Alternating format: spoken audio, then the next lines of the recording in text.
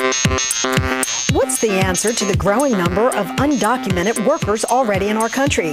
And what should the government be doing about those who are entering illegally every day?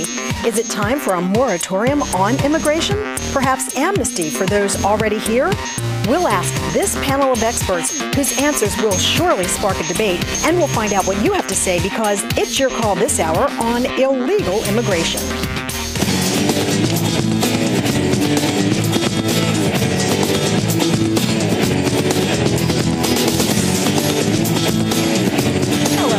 Thank you so much for joining us. I'm Lynn Doyle.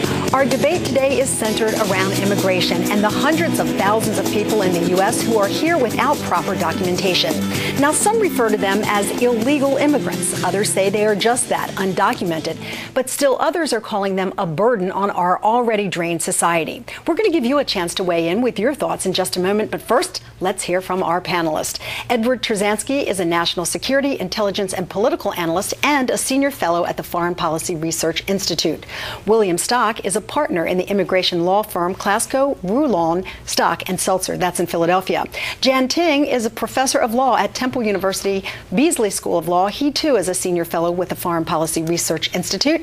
And rounding out our panel is Danny Savalas, an attorney and founding partner for Savalas and Wong LLP. So this discussion has been triggered by the passage of a controversial immigration law in Arizona earlier this year. So we're going to turn to Ed for a very quick summation of what its intention is. Yeah, Lynn, Arizona is in a crisis situation. The Tucson border crossing from Mexico into the United States has produced a wave of crime and illegal entrance into the United States to the extent that Arizona said to the federal government, please, please start enforcing federal law. The Bush administration and the Obama administration have both been anemic about doing that. So Arizona passed its own law that said to its law enforcement people, if you stop someone for a legal stop for whatever reason under the law, also, if you have a reasonable suspicion that someone's here illegally, right, ask them to produce documentation. If they don't have it, turn them over to federal authorities. And you think this is a good idea? I think it's a critical thing that had to happen in Arizona.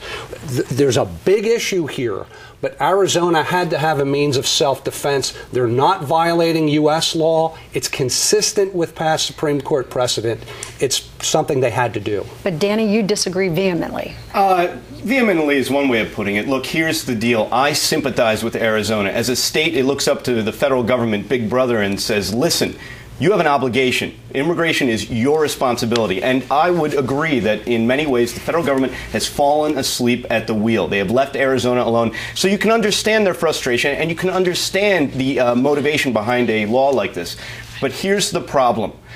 This gets into the supremacy clause, and whether you agree or disagree, historically, where the federal government decides, hey, we occupy this field, the federal government wins. I think that's an open question, actually. It's up to the courts. In Hazleton, it's true we had a district court judge overturn the Hazleton statute, but you know what? That's on appeal to our own Third Circuit. It's been on appeal for, I think, about 18 months now since we had oral argument. That tells me that the Third Circuit is having some trouble with it. My prediction is the courts are going to uphold this Arizona statute. It's going to pass the constitutional test, and there is a role for states consistent with the federal statute. You know, the federal law requires legal immigrants to carry documentation with them at all times. So all this does is reinforce that federal rule. I don't think there's a conflict. But I think it's very instructive how the timing of this Arizona statute has come out. In 2006, Arizona had similar issues. I mean, what's really going on here is that historically the migrant population that had come through California and Texas has been pushed into the border areas where the deserts of Arizona because of increased enforcement in the border there. So now we have a lot of the flow going through Arizona. But in 2006, Janet Napolitano vetoed a very similar bill to this one. What happened this year was that Arizona had a $3 billion budget surplus that they shortfall that they needed to fill with a popular vote. They had to have a referendum to raise taxes, raise the sales tax to 6.6% in Arizona. This is a complete distraction by the legislature so that people wouldn't get upset about their tax increase. I strongly disagree. If you looked last year, you had more than 241,000 people detained. Those were the illegals they caught coming in through Tucson. 1.2 million in total came through, and 241,000 got caught. You look at those numbers. What did you get out of those 241,000? 20 of them had prior criminal records in the United States. 1.3 million pounds in marijuana was confiscated. Consider that in the last 4 years, you've seen an increase in kidnappings in Phoenix, Arizona. Phoenix is second worldwide in the number of kidnappings, 70% tied to the drug trade. This is a crisis. These are all bad statistics, and there is a crisis. And I think everyone would agree that Arizona has a good point when it says that the federal government has dropped the ball. And you can go a step further, because I have read this law, unlike many people who have not. This law it is brilliantly written, and this is going to come down to one issue. If a court decides that this law occupies the area of immigration, it's likely to get struck down. If, on the other hand, it involves Arizona's state police power, which is one of very few exclusive powers reserved to the states, then this law's got a chance of being upheld. This could go either way. Okay, here's the question there that a lot of people are asking. The one big criticism that we've heard about this law and the possibility that others like it could be passed in other border states is that it violates the civil rights of individuals who are entering legally, that it essentially empowers the police to racially profile. And of course, we've done so many shows here where that is unacceptable in this country. It doesn't. I think that's a misreading of the statute. The worst that can be said about this statute is maybe it's benign. It may not solve the problem that Arizonans are concerned about, but it's been carefully constructed, as is pointed out, to specifically say police are authorized to ask for identification only if they're conducting a detention, an arrest, or a stop in pursuit of the enforcement of another statute. That is the only kind of legal content. We saw that on New Jersey highways, too, with racial profiling. I've said from the outset the law is well written, but you can almost hear an audible wink wink at the end. I mean, why else would they write several times, police may not consider race, national origin, but at the same time, the statute, even as amended, and look at that too, they keep amending it just to get it just right.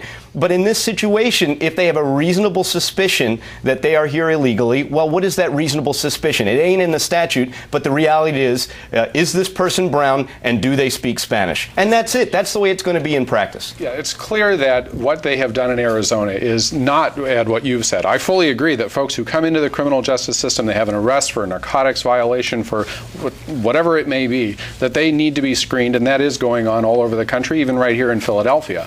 What happened in Arizona is that SB 1070 takes immigration and turns it into a primary violation under state law, that a law enforcement officer who has reasonable suspicion to believe that a person is unlawfully in the country can conduct an arrest just on the immigration issue. And I think that's a big leap from saying that folks who are in the criminal justice system. Okay, on that note, I have to take a quick break, but you've raised a good question. We're going to get the other side's response to it right after this. In fact, when we come back, we're going to give you the opportunity to weigh in. We'll tell you how you can do that. We want to know what you think about illegal immigration in this country and what can be done about it, if anything. We'll be back.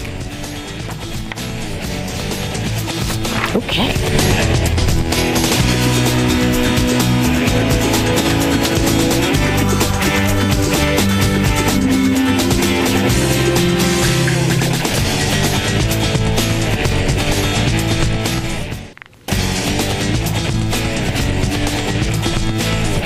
Thanks for joining us once again. I'm Lynn Doyle. This is It's Your Call, and our topic this hour is illegal immigration. Of course, every day of the week we could talk about the immigration situation in the United States, but more recently it has been in the news because of a controversial law that was passed by Arizona. We're talking about that and also about the overall issue and what you think could be done about it. If you'd like to tell us what you think, we're always here to hear your thoughts. If you have an answer to what you think is this problem, we'd love to hear it. Is it deporting all the illegals who are already in this country? Would you give them amnesty? Do you think it's time perhaps to have a moratorium on anyone entering the U.S. from anywhere until the problem is a bit more under control? If you want to tell us what you think, you can email me right now. Go to lynn@lynndoyle.net. Remember, too, you can also find me on Facebook, where you can join my It's Your Call group, or you can friend us.